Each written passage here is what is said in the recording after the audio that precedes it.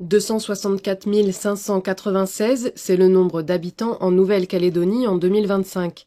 Il s'agit du premier résultat issu du recensement réalisé en mai dernier et présenté ce matin à l'Institut de la statistique et des études économiques.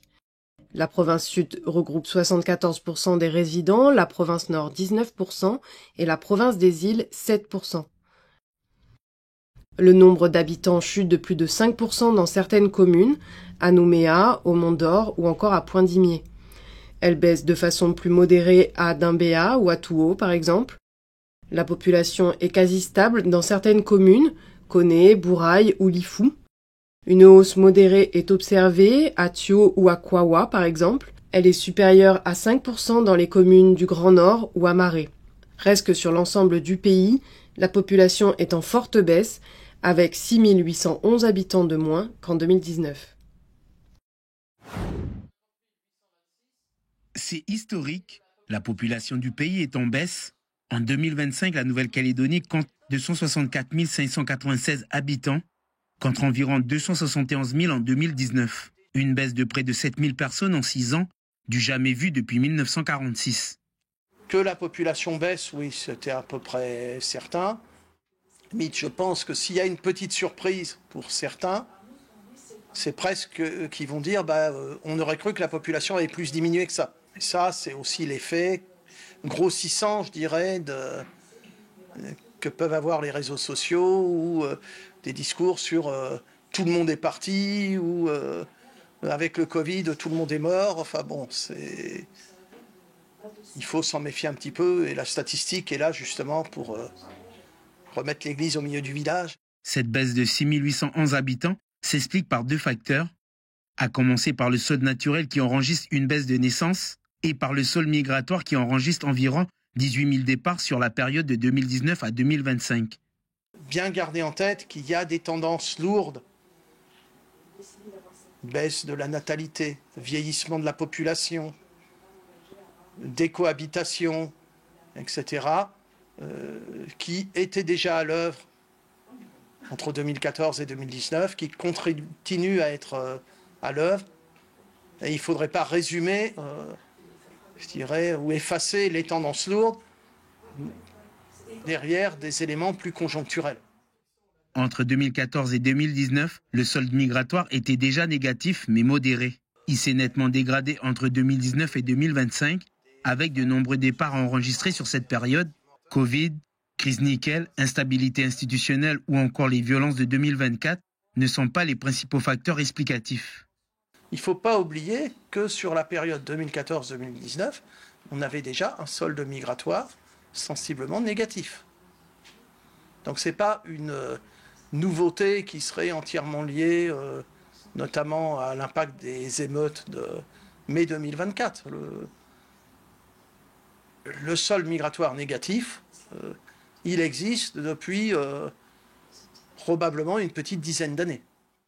La province sud concentre l'essentiel des pertes de population. À l'inverse, la province nord et Île-Loyauté enregistrent de légères hausses. Un phénomène qui pourrait transformer les dynamiques territoriales. Dans le cas de la zone Vauconé-Point-Bout, on peut constater par exemple sur Koné qu'on a une légère diminution de la population. On pouvait s'attendre à avoir une diminution plus massive, mais il faut effectivement garder en tête qu'on a eu entre 2019 et par exemple 2024 des gens qui ont eu tendance à s'installer sur la zone, qui était devenue attractive du fait de l'usine. Et donc ça, effectivement, on ne l'a pas forcément mesuré dans notre recensement, puisqu'il s'est tenu en 2019 et en 2025. Donc c'est bien 2 photographies qu'on fait à 2 moments différents et on n'a pas de continuité finalement dans ce suivi. Ce basculement démographique n'est pas négligeable. Les effets se feront sentir dans tous les domaines, de l'économie à l'aménagement du territoire jusqu'au débat politique sur l'avenir institutionnel. Repenser l'école après le 13 mai, c'est le nom du séminaire qui sera organisé par l'Union des groupements de parents d'élèves et l'USTKE le mois prochain. Objectif, lancer la réflexion et les pistes de solutions. Cette initiative veut réunir les différents acteurs aux 4 coins du pays. Le séminaire, c'est très important pour rencontrer tout le monde, parce que l'école aujourd'hui n'est plus pareille. Et c'est très important qu'on renouvelle cette école. Le séminaire est très important pour pouvoir récolter au maximum les doléances et les savoirs aussi des des anciens et aussi des professeurs actuels qui sont sur le terrain. Là, le 13 mai, ça nous a apporté nous a apporté la vérité en face, de regarder les difficultés de nos enfants. Ça demande beaucoup d'attention de toutes les institutions qu'il y a autour. Et ce séminaire-là nous permettra de commencer à mettre en place ce travail pour pouvoir construire le demain de l'enfant ou de la jeunesse de demain. Le séminaire débutera les 29 et 30 août à Gossana, Ouvéa, et se poursuivra les 12 et 13 septembre à l'université et au Sénat coutumier à Nouville. D'autres ateliers sont en cours d'organisation pour la province Nord. Voilà, il faut faire quoi? Il faut faire quoi? Dans le camion, il y a encore des tuyaux. Dans le camion, il y a encore des tuyaux. Hein?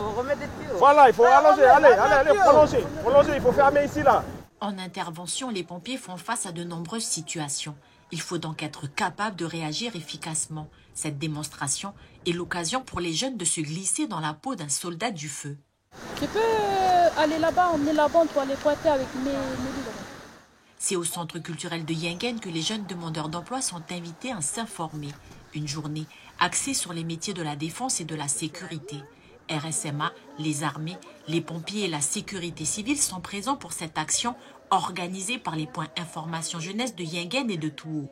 Moi j'aime bien l'armée, c'est parce que c'est une opportunité d'aller voir autre chose, de sortir, d'aller voir ailleurs. L'armée, ça ouvre des portes pour la plupart des jeunes qui sont soit au chômage, soit chez leurs parents, soit ils viennent de finir leurs études et tout.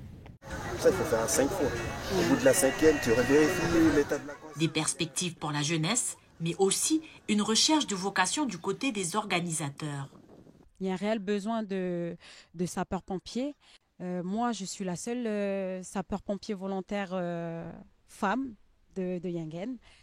Malheureusement, je suis la seule. J'espère pouvoir avoir des collègues bientôt grâce à cette journée.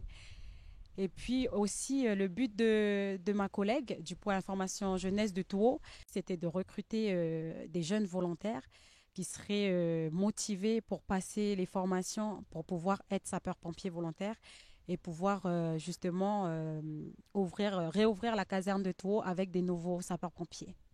Je vous ai préparé un questionnaire et vous posez vos questions et n'oubliez pas de bien prendre les notes. Ouais. D'accord ? Ne soyez pas timide. Parmi les visiteurs, les élèves du collège Païkaléon de Yingen. L'occasion pour les plus jeunes également de se renseigner quant à leur orientation.